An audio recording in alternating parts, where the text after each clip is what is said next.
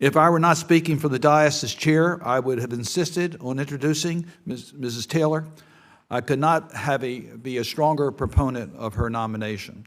I'm convinced that she is likely the most qualified individual ever nominated to be legal advisor, an impressive feat given the prior occupants of that position. She has been General Counsel of USAID for almost 3 years, served as a career attorney in as the Office of Legal Advisor is called, for 10 years, dare I say more, served with distinction on the staff of this committee as Chief Counsel and Deputy Staff Director. During the years that I had the privilege of working with Mrs. Taylor, she proved to be a superb lawyer, a manager, a skilled negotiator, and a wonderful colleague. She is smart, tough, and persistent, exactly the person we need to lead our pushback against China and Russia as those countries seek to shape international law and institutions in their favor. My enthusiasm for Mrs. Taylor is shared by all of the living former legal advisors, from Reagan to Trump, who have written to Senator Risch and me in strong endorsement of her qualifications and her speedy confirmation. Well, we didn't do the speedy confirmation, but let's move this nomination forward. I have incredibly high regard for the Office of Legal Advisor and the career officials who staff it. I'm deeply proud and enthusiastic that Mrs. Taylor, an alum and friend of both that office and this committee, will be the next legal advisor, and I urge all of you to support her nomination here and on the floor. Mr. Foran, Cambodia has now seen decades of democratic backsliding. This has weakened its institution and endangered human rights. It has limited Cambodia's ability to play a positive role in ASEAN and other organizations in the Indo-Pacific, and has given Beijing an opening to expand its influence in the country's civilian and military infrastructure. We need to get Mr. Foran on the ground to help address these challenges. I've received a resounding endorsement from Terry Branstad, yeah, good football player, who was the ambassador to China during the Trump administration, with whom Mr. Foran served as Deputy Chief of Mission. The ambassador writes that Mr. Fortin's outstanding leadership and management, coupled with his 4 decades of experience in the East and Southeast Asia, make him extraordinarily well-qualified candidate to be ambassador to Cambodia, and notes that Mr. Foran is an ideal candidate to protect U.S. interests against China's efforts in Cambodia. Without objection, that letter will be made part of our record. Mr. Liu, Montenegro is a valuable partner in the NATO alliance that hosts the largest number of Ukrainian refugees in the Balkans. It has been the target of Russia's influence, including an attempted coup to stop Montenegro from joining NATO. And Moscow also would like to derail its European Union membership prospects. We need an ambassador on the ground who will work to support Montenegro's European aspirations. But I also want to quote from a letter from Georgette Mosbacher, ambassador to Poland under President Trump and under whom you served. Ambassador Mosbacher highlighted your experience in the region, knowledge of the languages and culture, and previous work in Montenegro, and she said, quote, "I simply cannot recommend a stronger, more capable leader or a more decent human being than Vic." Without objection, that letter will also be made part of our record. High praise, and if confirmed, I expect you will continue to advocate for Europe whole, free, and at peace. Mr. Woodhouse, the current embodiment of the Sanctions Coordinator Office was created by this committee, led by Ranking Member Risch, and is essential to efforts to constrain our adversaries, be it Iran, North Korea, Russia, or terrorist groups like Hamas. There has been strong bipartisan support for its efforts and the individual that leads the office. You are superbly qualified for this position, having worked on and implemented sanctions up close from multiple angles at the Treasury Department, as an attorney in private practice, and your current position as Deputy Assistant Secretary for Sanctions. While you have been in that role, you have witnessed an impressive coordinated campaign among more than 30 countries to hold Russia accountable for its war against Ukraine.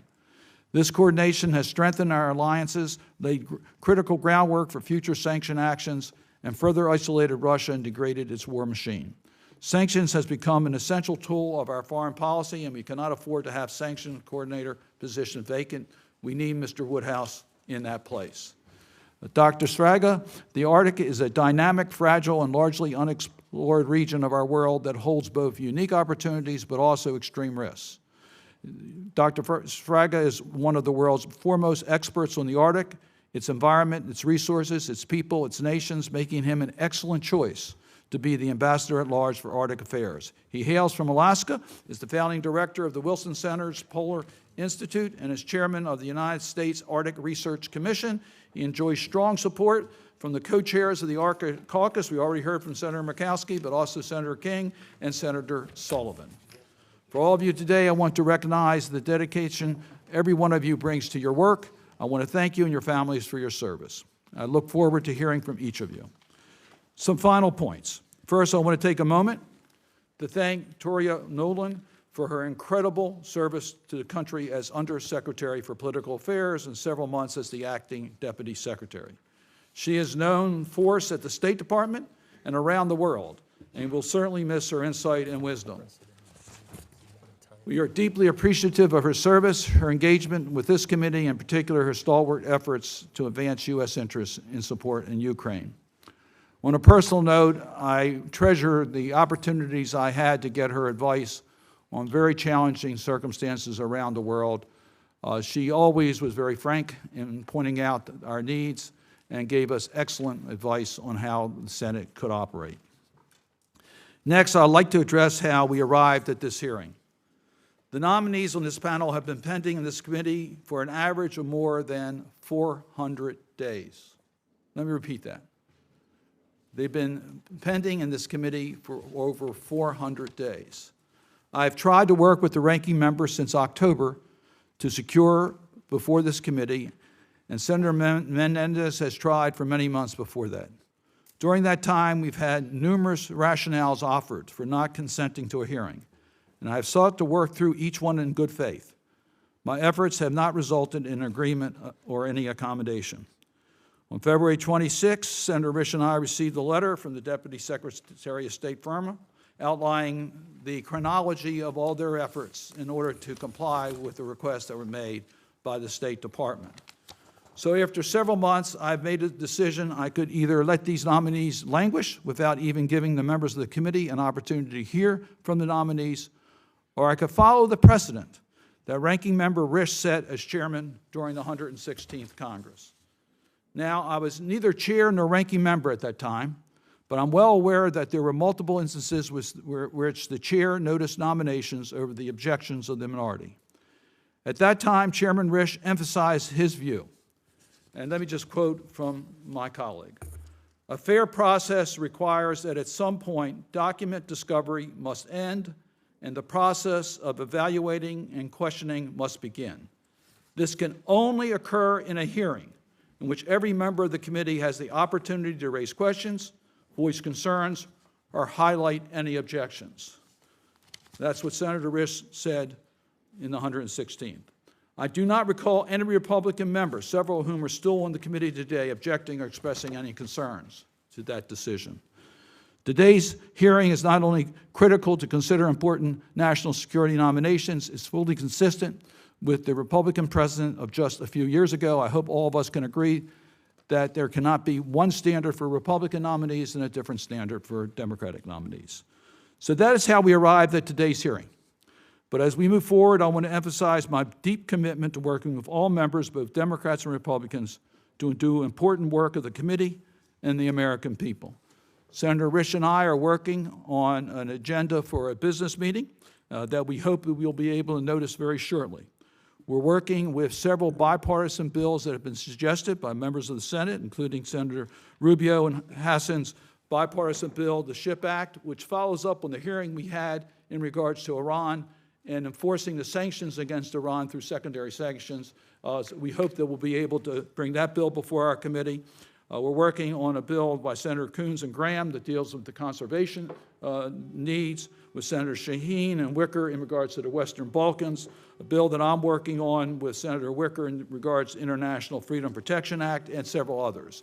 So we hope that we'll be able to note a business meeting shortly on these issues and others where we have bipartisan interests.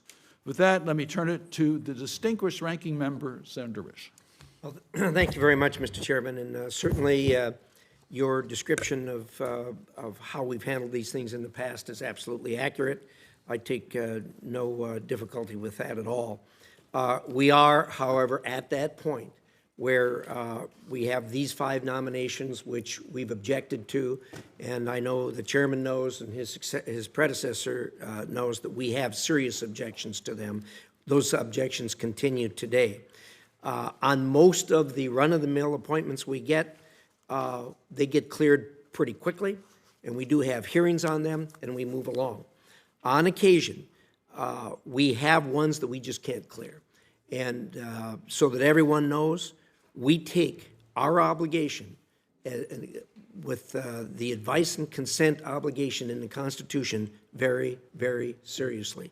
And we've dug on all of these, and we've wound up with these 5 out of all of them that we've had before that we just can't agree to. And so it is time that there be a hearing, and if they want to continue, the laundry gets put out here in this hearing, and we go from there. Obviously, unless things change dramatically, I'm going to put a hold on these when they do get to the floor. You have the numbers, you'll be able to put them out there, and we'll go from there. But again, I stress that the time result has been a function of our looking into these and things you're going to hear today that we have problems with on all 5 of the nominees. Obviously, they're going to get a chance to defend themselves, and then I have some witnesses I'd like to call to corroborate the things we're going to say about these here in the hearing today. So, with that, let's talk first of all about Ms. Taylor. I want to address her nomination specifically to start with. She certainly currently serves as General Counsel at USAID, where she oversees the enforcement of U.S. laws toward its contractors and partners. Sadly, on her watch, some of these partners repeatedly promoted abortion overseas in violation of U.S. law. Given the slow response and weak justifications I received when I raised these questions, I have substantial concerns she will not draw a strong line in states' relationship with organizations that violate U.S. law. Now, I've got a second reason for holding her, and I'm going to continue to hold her. She is the highest ranking in the one State Department wants the most to be confirmed. And I'm going to continue to do that until the State Department gives us some basic information that we really want. I've been asking for 8 months for information regarding the suspension of Special Envoy Robert Malley's security clearance. The Department's defiance left me no choice but to hold this nomination until State responded. State came in to brief me and the chairman. We went into the SCIF. This was supposed to be secret, and nobody was supposed to know because it was such a big deal. I can tell you what happened in that SCIF. Nothing. They refused to give us the information as to why Malley's clearance was suspended. This is important to me. It's important to the chairman. It's important to this committee because we all listened to Mr. Malley for a long time. He told us things. We acted and thought about, formed beliefs based on those, and they won't tell us why his clearance was suspended. So they have to tell us, but they won't. They act like we work for them instead of them working for us. And so until that happens, I'm going to continue to hold Ms. Taylor's nomination. And and I've gotten word to the secretary to quit calling me and asking me for favors when they won't do what they're supposed to do. If I were the chairman of the committee, I would subpoena this, and if they didn't answer the subpoena, I'd go to try to hold them in contempt of court. This is not right. We can't do our oversight work without getting this information. Certainly it is classified information, but I'm the most senior member of the Intelligence Committee. I hear this stuff every day. The people that came in to brief us, my clearance was at least as good, probably better than the guys that came in to brief us. So in any event, that's going to continue on. Regarding Mr. Woodhouse to be sanctions coordinator, that as the chairman indicated, I was the one that put together the legislation that created that particular position. It's a great position to have. Mr. Woodhouse played a pivotal role in the administration's protection of Nord Stream 2 pipeline from mandatory bipartisan sanctions before Russia's 2022 invasion of Ukraine. While Mr. Woodhouse was not the only administration official responsible for this blatant violation of the law during his confirmation process, it's become clear that he intentionally misled the committee and ignored facts that contradicted Biden policy. My legislation created that job. And his predecessor did a good job at it. I believe Mr. Woodhouse will not embody the same standards required for this position, and I'm going to leave the rest of this to Senator Cruz, who has some very strong thoughts on this matter, and he'll be here today to talk about that. Turning to Mr. Aliu, I have concerns regarding his judgment and leadership as Deputy Chief of Mission at Embassy Warsaw. Mr. Aliu did not seek approval from Washington when a foreign national with concerning business ties stayed at the official residence with his permission for 6 weeks. This person was a foreign national with business ties in Montenegro, the country to which Mr. Aliu is now nominated. In any event, several current Foreign Service officers have described the toxic work environment under Mr. Aliu's leadership. One of these individuals wrote a formal letter regarding complaints against Mr. Aliu, a redacted copy of which I'm going to submit for the record today. The posting was classified as, quote, difficult to staff while Mr. Aliu was running it. Immediately upon him leaving, the difficulty of the staff was removed. So I can't support his nomination. Regarding the nomination of Mr. Svagra, this is a difficult one to be ambassador for Arctic, and certainly I support we need a nominee in the Arctic. I have great respect for Senator Murkowski. But this is another example, I think, of the administration's failure to vet nominees. Mr. Svaga traveled extensively to Russia and China and negotiated multiple MOUs with Chinese institutions tied to government, defense, and intelligence services, and appeared on a panel with Russians who were sanctioned by the United States government. One of the MOUs that he negotiated was going to allow China to access the computers at the university where he worked. That was stopped, fortunately. Certainly a bad judgment. In addition to that, while our staff was going through this, he failed to disclose any of this, and he had to update his file 3 times when confronted with information about his record. My staff found about trips he made. They went to him and said, hey, you didn't disclose this trip. He's up. I forgot. And so he disclosed the trip. That happened multiple times, not just once. Finally, he wrote an op-ed extolling the importance of the U.S.-Russia relationship after Russia's invasion of Ukraine. I continue to strongly oppose this nomination, and it's unfortunate we have him here today. Finally, there's Mr. Ford. The department says the health and safety of U.S. diplomats is its highest priority. Indeed, we should always guarantee our diplomats their basic privileges and immunities. Sadly, Mr. Forden failed to ensure these protections during his tenure at Embassy Beijing during COVID. In our staff investigation of his nomination, they found that from 20 to 23, department leadership in Washington and at Embassy Beijing subjected diplomats and their families to severe, unsafe, and degrading treatment by the Chinese government, our greatest adversary and a major counterintelligence threat. Specifically, state granted a waiver of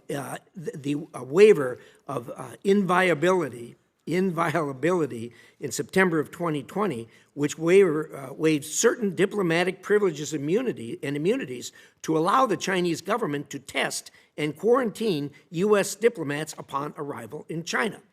That's not allowed unless there is the waiver. The Chinese violated this waiver constantly, yet Mr. Forden encouraged compliance and never imposed any real costs on the Chinese for these violations.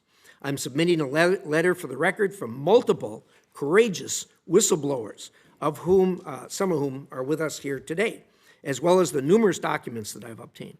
These documents show that under Mr. Forden, career diplomats had to comply with draconian quarantine protocols, often against their will and in deplorable conditions. Some examples include not being allowed to quarantine at home and instead be put in a Chinese quarantine hotel, Quarantines enforced for weeks on end with little to no ability to communicate with embassy staff or loved ones. Dilapidated quarantine hotels with no cleaning services and still filthy from previous occupants. Minor children separated from their families and the inability to get basic medical care. In one case, a toddler who was denied treatment for food poisoning. In December 2020, Embassy Beijing began to allow the Chinese government to require incoming arrivals to submit to a blood test in the United States, a major change in protocol, and only from U.S. labs that were handpicked by Chinese embassy and consulates. Let's let this sink in. The U.S. government facilitated Chinese collection of DNA from dozens of U.S. diplomats inside the United States. This is appalling. When asked, Mr. Forden's defense was he was on leave and not involved in the creation or implementation of these policies. But this isn't true. Mr. Forden returned to post in July of 2020, 2 months before the initial waiver was issued. Mr. Forden will tell you that no diplomats were forced into fever hospitals or similar institutions. This is also not true. A mother and her infant went into a fever hospital on his watch. Just days after he left post, 2 American families were detained in makeshift fever clinics for at least 60 days each. That shows how bad things got, and there are photos of this condition, which we're going to submit into the record. State will also say our diplomats voluntarily submitted to these protocols and conditions. This isn't true either. The information was never disclosed to them, and the list goes on. An unwillingness to stand up for our diplomats and deference to an authoritarian government are not qualities we should promote, and these are not people that we want running our embassies. I want to thank the whistleblowers and their families for their difficult service in China and for their bravery. For those of you that are here today, I'm sorry the State Department failed you. If I hear of any reprisals against these whistleblowers who've come forward, all career employees at the State Department, there's going to be serious consequences that flow from that. As I say, we'll get to some witnesses in a few minutes. Look, I don't like this any more than anybody else does. It's unfortunate we have these, but we take these matters seriously. And I understand the majority has the power to run over us. They can sure do that. Out of the 5, I doubt all 5 of you will make it, because I don't think that the majority leader is going to devote the time to all 5. But there you are for trying.